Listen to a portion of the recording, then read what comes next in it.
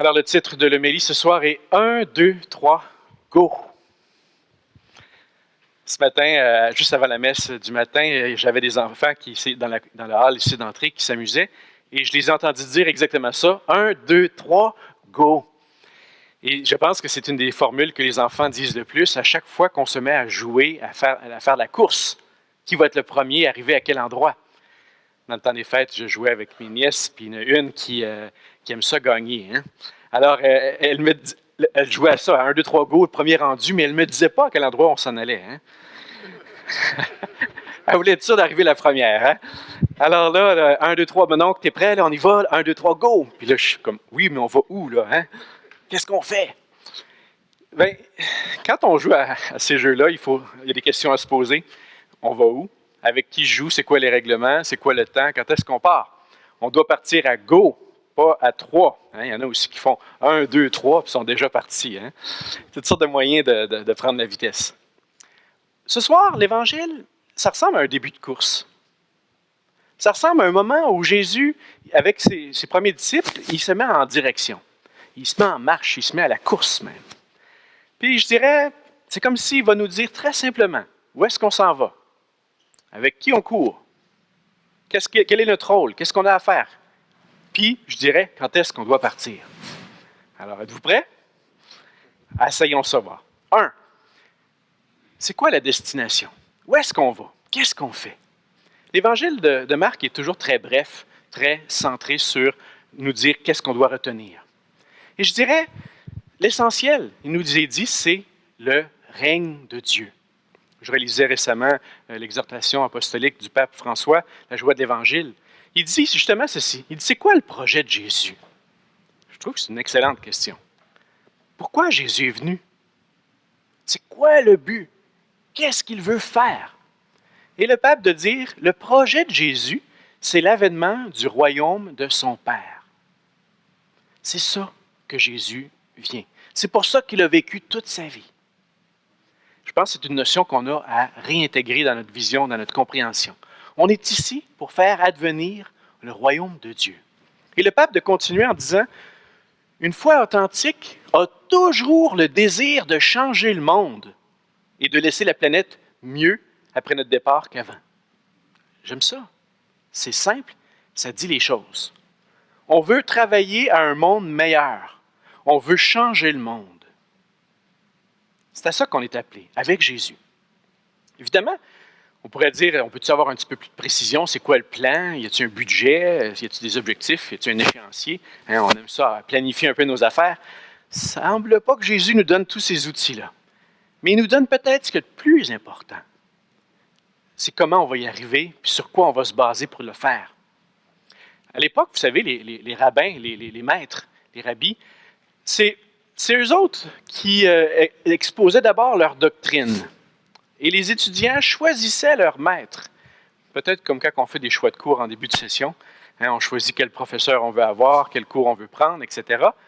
Mais c'était comme ça aussi à l'époque. Les gens choisissaient leur rabbin. Jésus fait le contraire.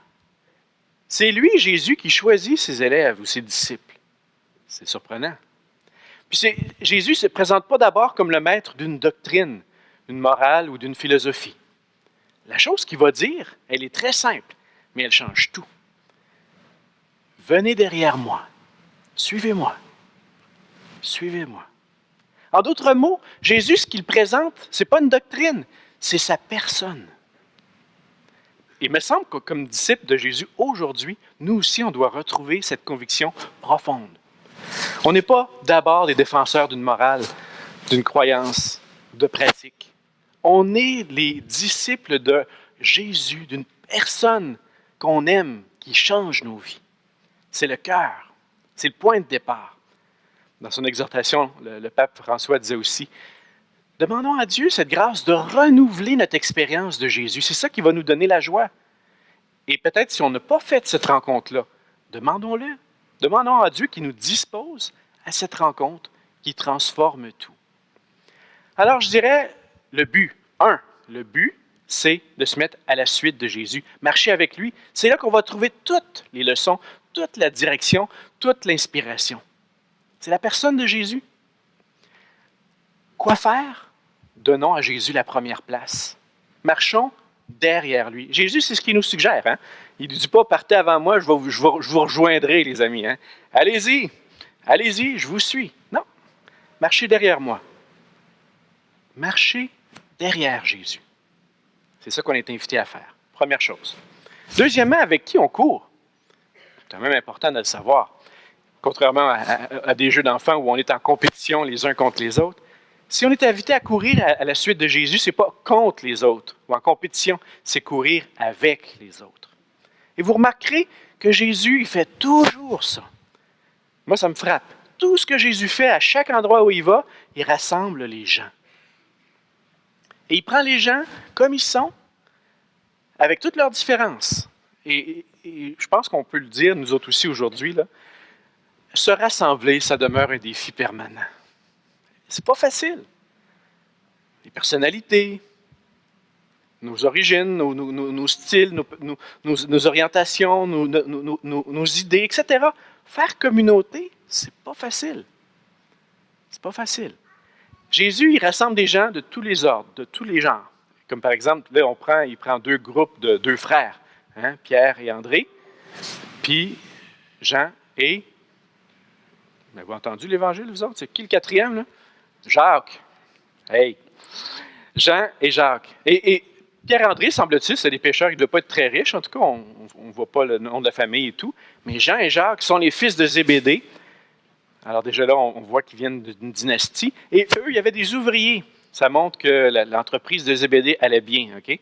Donc peut-être que Jean et Jacques étaient plus riches que Pierre et André. C'est une possibilité. Je trouve que c'est une image. Quel que soit notre état social, notre condition, notre santé, quel que soit ce qu'on est, ce qu'on a de l'air, Dieu nous appelle tout le monde. Il nous rassemble tout le monde. Ce matin, il y a une paroissienne qui me dit « Ouais, mais on dirait que c'est rien qu'une histoire d'homme, cet évangile-là, là, hein? Je ferai de vous des pêcheurs d'hommes. » tu sais. Ouais. C'est une remarque qui est judicieuse. Nous, ce qu'on sait, c'est que dans l'Évangile, il y a des femmes qui suivaient Jésus. Mesdames, c'est pour vous aussi. Okay? Tout le monde. Évidemment, on a à travailler ça en Église. Tout le monde, on a notre rôle à jouer et à le faire ensemble. Donc, deuxième point, on suit Jésus. 1. 2, on le fait avec d'autres. Et ça, c'est une richesse. 3, on va faire quoi? On a un rôle à jouer. On est invité à devenir collaborateur du projet, participer à la mission. Je trouve ça magnifique, moi. Jésus, il dit, vous étiez des pécheurs, je ferai de vous des pêcheurs d'hommes. En d'autres mots, toute ta vie, tout ce que tu as fait, tes talents, tes compétences, ce que tu as apporté peut servir au royaume de Dieu. Tu sais chanter? Ben, tu pourras chanter pour le royaume. Tu peux danser? Tu danseras pour le royaume. Tu étais menuisier? Ben, tu seras menuisier du bon Dieu. Okay? Tu es fonctionnaire? Ben, tu seras fonctionnaire du bon Dieu. Il y a quelque chose à faire. En quelque part, tout ce qu'on est, toutes nos professions, tous nos talents peuvent servir. Okay? Ça me paraît important. Tout ce que je suis. Ça signifie, de manière très profonde également, que tout ce que j'ai vécu, toute mon histoire de vie va pouvoir servir. Jésus va dire à Pierre, « Tu es Pierre, sur cette pierre je bâtirai mon Église. » Dieu, il prend ce qu'on a à lui donner. Dis pas, moi je suis pas bon, je suis pas capable de parler en public. Dis pas, moi je sais pas rien faire. Dis pas, moi je vaux rien. Dis pas ça. Pense-les même pas. Parce que toute personne ici a quelque chose à faire. On a tout un rôle à jouer. On a toute notre part à faire dans ce beau projet. Troisièmement, après ça, c'est go. Hein? On est rendu à go, là. Go! On y va? Êtes-vous prêts? L'Évangile nous dit que c'est quand le moment? C'est maintenant. C'est maintenant. L'Évangile dit les temps sont accomplis. C'est une formule très intéressante, très profonde, théologiquement. Les temps sont accomplis. Ça veut dire que pour Dieu, là, tout est là. Dieu a tout donné. Et comment? Ben, nous, on le sait, c'est en Jésus.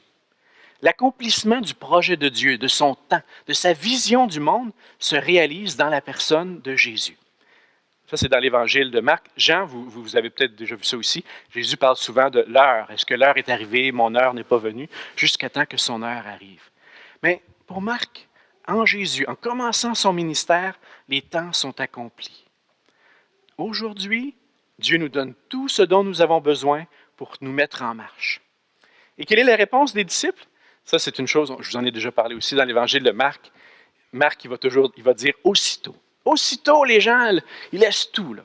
Ils laissent leur filet, puis ils partent. Aussitôt. C'est un bel exemple. On a des bons exemples ce soir. De gens qui ont dit, on le fait tout de suite.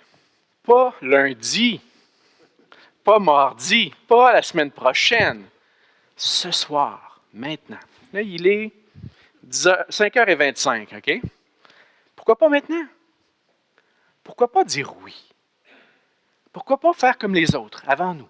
Pourquoi pas accepter de nous mettre en marche? Alors, ma conclusion, c'est pas compliqué ce soir, c'est êtes-vous prêts? On y va? Il y en a qui sont encore résistants, là. Jésus est déjà parti. Il est devant nous. Suivons-le. Suivons-le. Le royaume est déjà en train de se faire. Il y a un monde à changer. Si on dit oui ce soir, chacun à notre part, si on fait chacun notre part ensemble à la suite de Jésus, on va pouvoir contribuer nous aussi à ce monde meilleur. Alors demandons à Dieu, dans notre Eucharistie ce soir, qu'il nous donne la force, comme d'autres avant nous, de suivre Jésus sur ce beau chemin, sur cette belle aventure. Amen? Amen.